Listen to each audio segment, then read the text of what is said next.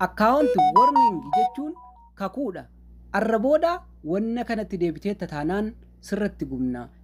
Fakkeenyaaf account warning booda badii tokko ati dalagde taanaan osoo tokko dhiifama siin godhiniin qixaaxii sirra kaa'ani. Kana booda badii kan kee hin dhiifamu jechuudha.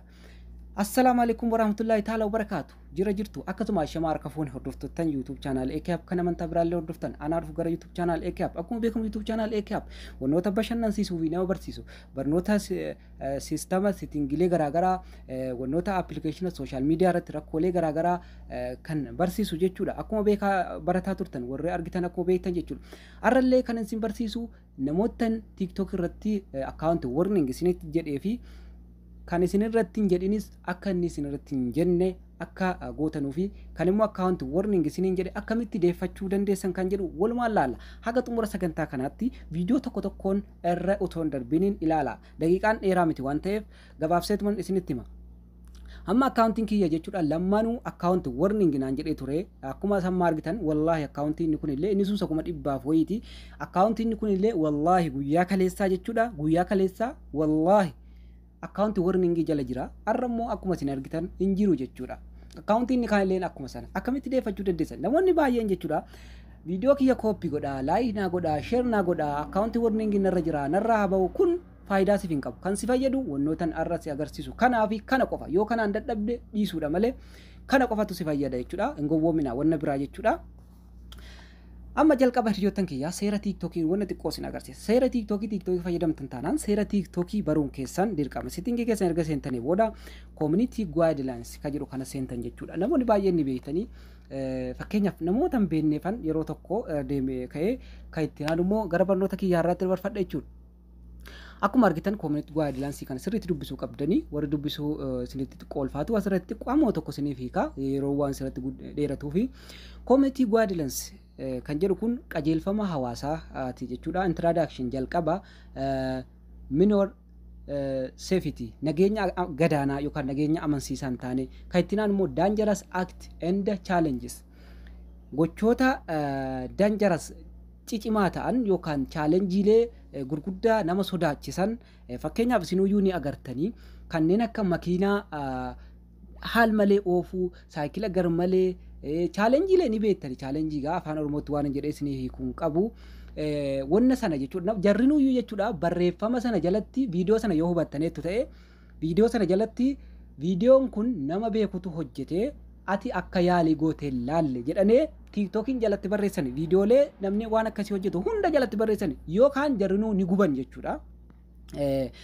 Gubanee yoo gubuu dhiisanii akkasitti jalatti isinii barreessan maaliif nageenya keessan eeguuf jechuudha. Kan itti naanu suicide self harm and suicide self harm of miidhuu of balleessuu and disordered eating nyaata garmalee nyaata akka hin taanetti waan nama jibbisiisu nyaachuu akka hin taanetti nyaachuu jechuudha. Kan itti naansu adult nudity and sexual activity kana jechuun fakkeenyaaf qaama qullaa sochii wal quunnamtii saalaa dhungoo wanni kuni jarri mata duree barreessani. Hiikkaan asirratti kuni mata dureedha malee wannoonni jalatti hundaa'an fakkeenyaaf adult nudity and sexual activity jechuun seeksii jechuudha walumaa galatti jechuudha.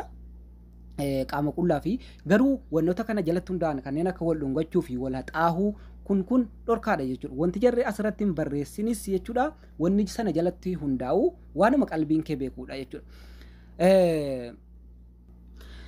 Kan itti naannoo jechuudha hurtful behavior jechuun nama sodaachisuu yookaan sodaachisa isa jedhan sana jechuudha. Sodaachisa kan itti naannoo violent extreming kan jedhu kun jechuudha. Shororkeessaa kan jedhamu sana isin egaa fakkeenyaaf illegal activity and regular good wannoota baay'ee kana keessa jira. Isin egaa copyrightiin illee dhorkaa jira. Platform security fakkeenyaaf gochoota madarakii yookaan bakka walgahii garaagaraa irratti seer maleessummaa qaban jechuudha. Kan itti naanu kan gadii kun immoo jechuudha waanuma qalbiin keetti hin taane ati sin hojjetinii waan jedhudha jechuudha kan dhumaa kun jechuudha. Erga akkanatti waan isaa bartanii booda wanna sana deeffachuudhaaf immoo settingiinuma keessan keessa asuma keessaa osoo hin bayiniin jechuudha. Report problem kan jedhu kun ni jira jechuudha. report problem asirratti hubadha. Report problem jechuun bakka hundaan wama jarrachi rakaaneef isin bakka hundaan hin barreessina. Wanti hundinuu ga'ee mataa isaanii qaban hiriyoottan kiyyaa ga'ee mataa isaanii qabanii hogga keessa seentanii as keessa gadi barbaaddanii jechuudha. Account and profile kan jettu kun ni jirti. Account and profile kan jettu kun ni jirti. Si kana cuqaastan jechuudha. Sana booda profile page kan jettu kun ni jirti. Isii kana ala kan cuqaastane kana hunda keessaan dubbiftanu hin jiru wanti isin barbaaddanu. Azar kan jettu kun gara gadii jirti. Azarii kana cuqaastan jechuudha.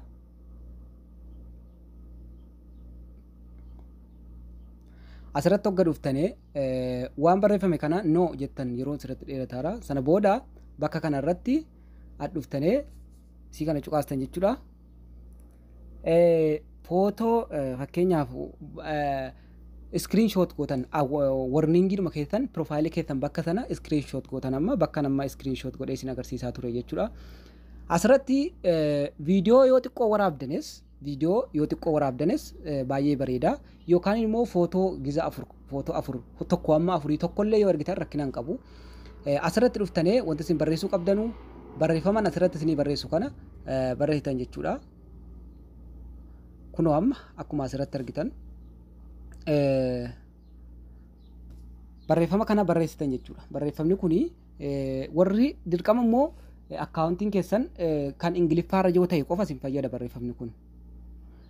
Yoo immoo kan Ingiliffaarra hin taane kan Arabiffaa yookaan afaan biraarra ta'e afaanuma sanaan barreessuu qabdan. Warra afaan Ingiliffaa fayyadamtan wannuma kana koopii godhaati achirratti barreeffama kana yookaaniin linkii telegiraama kiyyaa descriptionii kana jalan siniif kaa'a.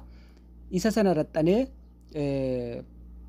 linkii descriptionii YouTube kana jalaan telegiraama kana seentanii barreeffama kana achirraa argachuudha dandeessan hiriyoottan kiyyaa.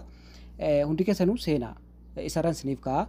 Hamma there is a warning is coming to my account. I'm sorry for my mistake. At first I did not understand the rules. I hope such mistake will not happen again. Please review my account and help me kan jedhu kana itti ergitan jechuudha afaan Ingiliffaa kanaan.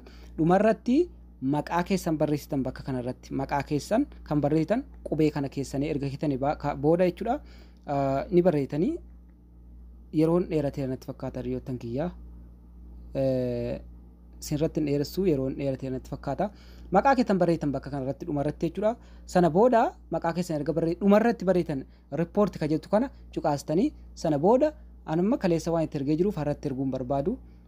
Sana booda haala sanarratti itti ergitan jechuudha. Sa'aatii 24 ta'uu mala haga barbaadan haga turanii jirri deebii isiniif kennan jechuudha hiriyoottan kiyyaa. Deebii isiniif kennanii deebii isaa immoo bakka jarri isiniif kennuun yoo kan hin beekne ta'e jechuudha. Isinitti agarsiisa. Kunoo profaayilii kan keessan kana cuqaastanii mallattoo kana yoo cuqaastan all activity kan jedhu kana cuqaastanii from TikTok kan jedhu kana cuqaastan jechuudha. Sana booda asirratti isiniif fidan amma kaleessa sa'aatii 18 ilaal hubadhaa. Kaleessa sa'aatiin inditti akkaawuntiin kiyya warning na jedhee viidiyoo kana erga narratti gubanee booda jechuudha. Viidiyoo kana narratti gubanee akkaawunti warning jedhane sana booda viidiyoo illee naaf deebisaniiru. Viidiyoo sana deebisanii kaane akkaawunti warning immoo naa deebisuu hidhani. Kun amma akkuma asirratti argitanu viidiyoo Samiraa an gadhiise sana jechuudha. Contact restored. Thank you for your submitting your appeal. We have reviewed and restored your contact. Will be apologize for any inconvenience. This may have caused. Thanks you for being part of TikTok community. Kan jedhu kun baay'ee si galateeffannaa waan ergaa nutti dabarsitee fi dhiifama gaafannaa. We apologize for any inconvenience. Dogongora keenyaa fi dhiifama gaafannaa waan jedhu kana isiniif ergan jechuudha. Dogongoraneeti kan hojjetan. Yeroo baay'ee egaa kompiitaratu hojjeta. Yeroo tokko namoonni bichaan waan report godhaneef isin badii hojjettanii dhiiftanii isinirratti report gochuu danda'ani. Telegiraama kiyyaa galuu hin dagatinaa hiriyoottan kiyyaa achirratti namoonni YouTube keessanillee beeksifachuu barbaadan achi seenaan isiniin jedha. Barnoonni irraa qabadhee isiniif dhiyaadhe kanuma gaafii biraa yoo TikTok irraa qabaattan telegiraamiin kiyya ni jira sana seenaa linkii description YouTube kiyya jalaan.